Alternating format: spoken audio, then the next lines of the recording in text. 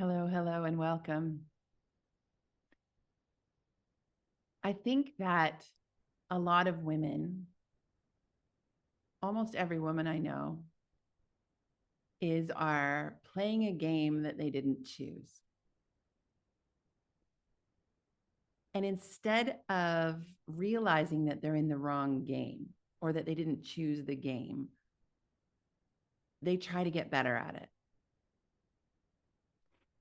We think when it comes to anything in our life, that's a sweeping statement. I think when it comes to a lot of things in our life, if you think about it and you are honest with yourself, when something isn't working, but not at the level of like a fundamental break, but the level of, oh, this isn't working, what do you do? And I don't mean your car breaks down, that's a fundamental break,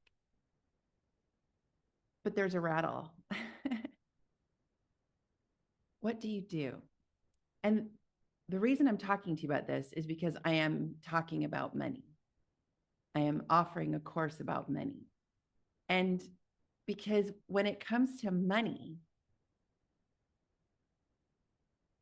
we definitely try to get better at it, right? Be honest with yourself right now. When it comes to anything to do with money, if something's not right, what is your first instinct? It's what do I have to do to make more, to be better with money, to be somehow different than I am right now? It's definitely my fault. It's definitely my problem. It's definitely something to do with me. How can I fix this? How can I change this? How can I get better with money?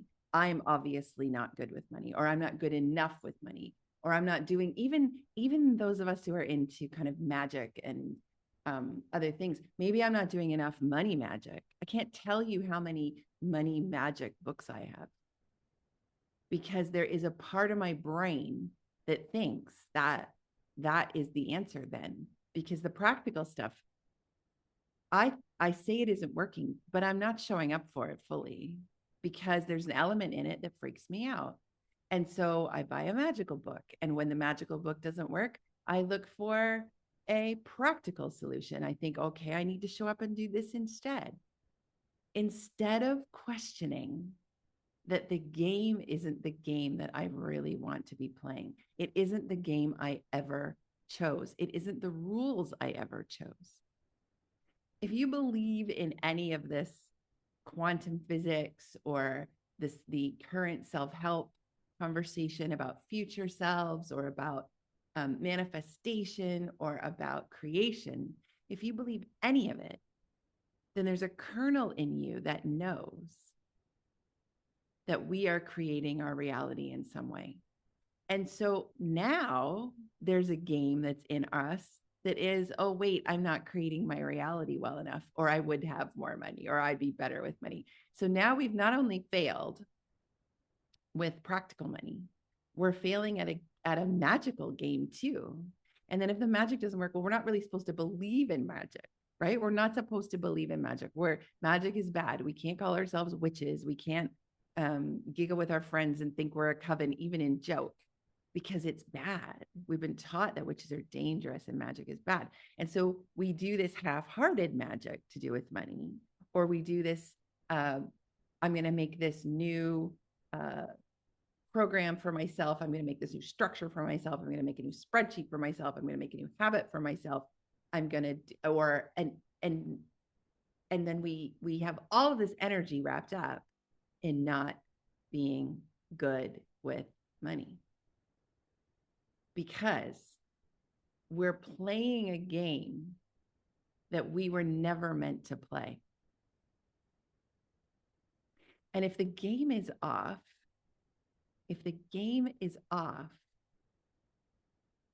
why would getting better at it change anything?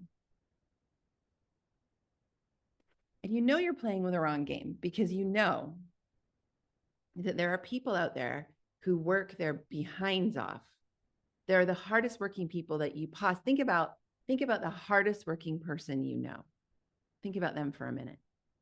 Excuse me. The person who works the hardest, who shows up to work, who works hard, who comes home and has put in a long, hard day. Think about that. Now, think about how much money is exchanged for the amount of effort that they are doing.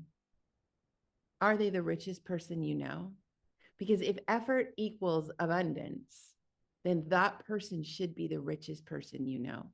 We should be paying teachers and garbage collectors and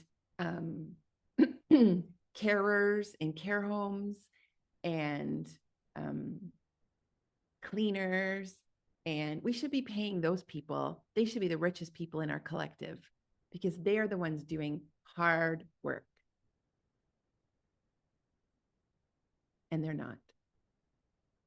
So this is proof to me that there is, and I know some very rich people and they are not working that hard. And yes, it's because some of them have inherited it. Some of them have invested it. Some of them, whatever. There's a woman who I followed her course the other day. I watched a workshop with her and she made millions of dollars doing something that I couldn't believe you could do to make that much money. Not working harder. And so the rules of the game are kind of irrelevant. It's the fact that we're playing that game. We're playing this game and it's in ourselves. This isn't this is a game that has been given to us, but we're playing it inside of ourselves. We're playing it inside of ourselves. We are playing that if I just work harder at this, if I just do the right thing, if I just get the answer, if I just find the secret, if I just flick the right switch inside of me, if I just get the right job, if I just find the right thing to sell, if I just have a side hustle, if I just.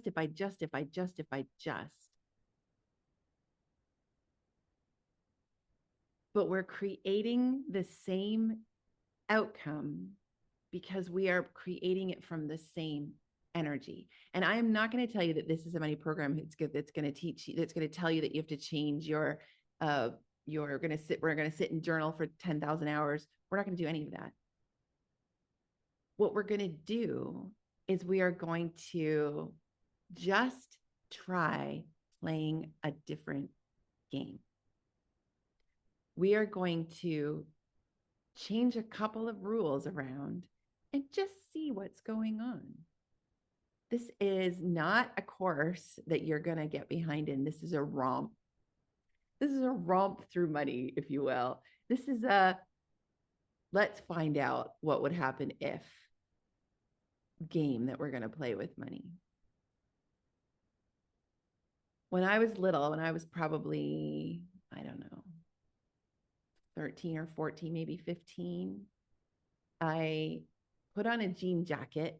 I was going to Canada's Wonderland, which is a theme park north of Toronto. And we were going for the day. And it was spring. The park had opened not that long before. And I got out a jean jacket that I hadn't worn since the year before. And we're talking young teenager here. We're not talking adult.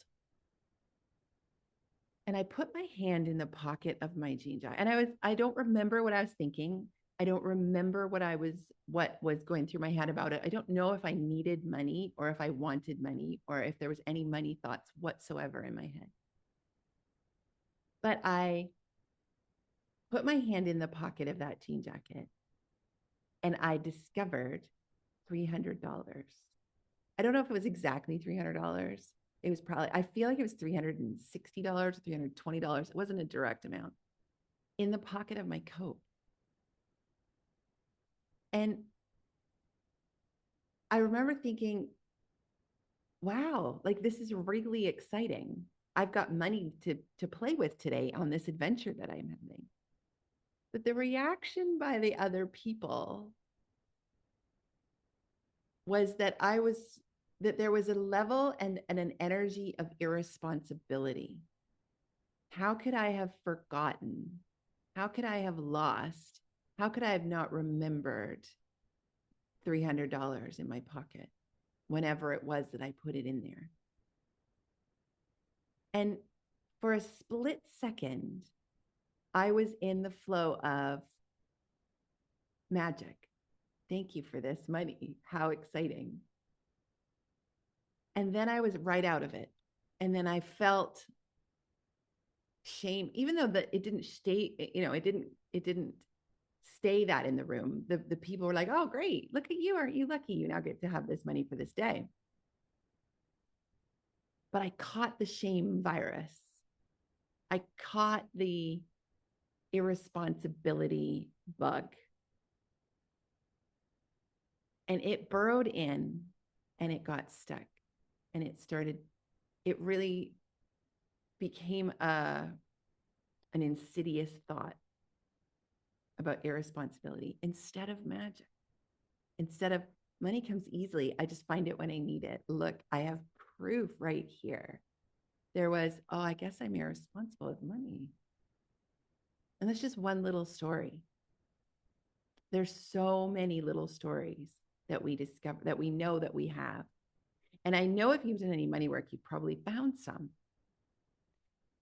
And so even if you don't sign up, I invite you to think about your story that may have become a bug or a virus that may have burrowed in and helped you decide what it is that you think about money. Now, in this program, we are not going deep into all this stuff. We're not going to spend hours and hours looking at our past. We're going to rewrite our future. We're going to play with what's possible. We're going to let in some new bugs, some new viruses, if you will. And we're going to treat this like a heist. We're going to treat this like magic. And so I'm inviting you think about the Ocean's 11 movies. I'm Danny Ocean, or I'm going to choose Cate Blanchett's character rather than Sandra Bullock's in Ocean's 8, if you haven't seen it, because Cate Blanchett's character dresses impeccably. I'm inviting you to join me on a heist. I'm inviting you to join me in a caper. I'm inviting you to join me in a romp, in a game, in releasing for just a few weeks all of the tension around what is and the game you are playing, and starting to play something different. Think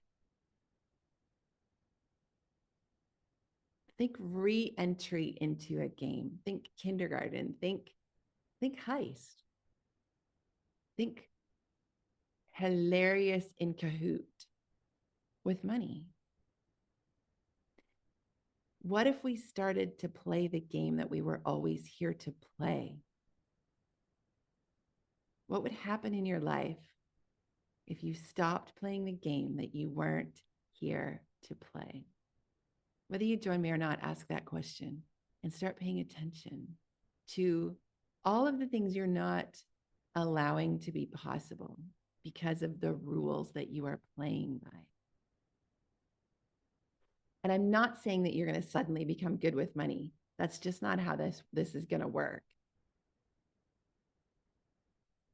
But like that story about the bug, the virus, the thought, the rule that I internalize. What if this program, this game that we're going to play, helps you to just stop doing things that don't make sense and start programming in things that are way more fun, way more supportive of your worldview, way more exciting? And what if money coming was the result? And what if you let that be a possibility just for a few weeks? What have you got to lose? There will be ways to make money in the program. There will be ways to find money in the program. There will be ways to be creative about what you believe in the program. And we're going to stop pretending. We're going to stop pretending that this game is okay with us. We're going to stop pretending that we don't want more. I had a person come into one of my trainings and she said, "You wrote Unfurl, right?" And I said, "Yes." And she said, "When you wrote about Melissa wanting more, it really resonated with me. Those weren't her words. I'm paraphrasing. That more, wanting more is something that is so deep in us. If if you're listening to this especially. And when we stop pretending that we don't want more, that we don't want more fun, that we don't want more abundance, that we don't want more magic, that we don't want more joy, that we don't want more luck, that we don't want more richness and just more. When we stop pretending we don't want more and stop playing by old rules about how it has to come and how we are,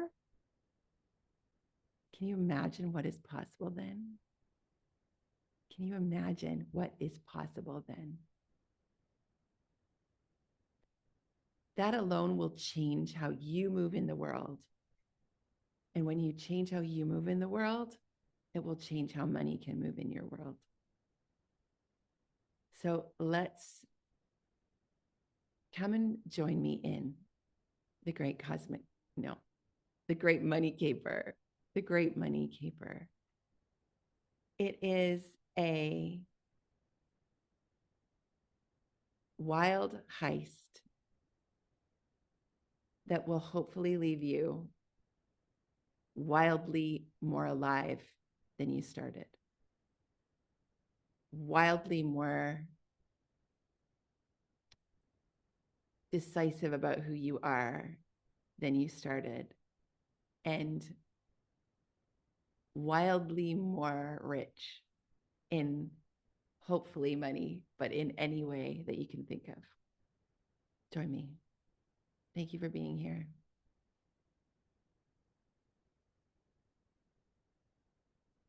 The world needs you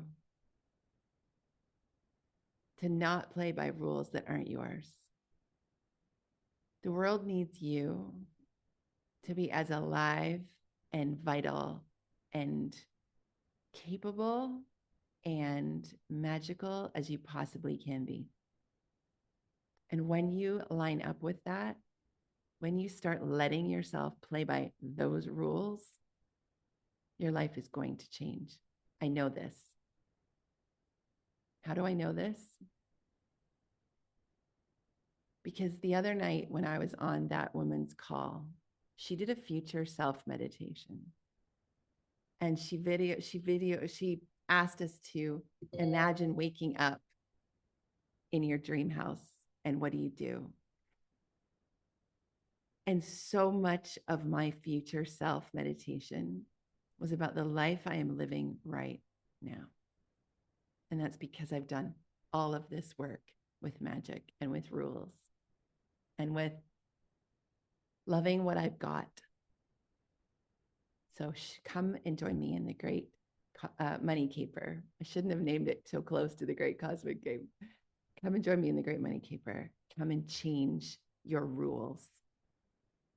And let's make our lives extraordinary, more extraordinary than they already are.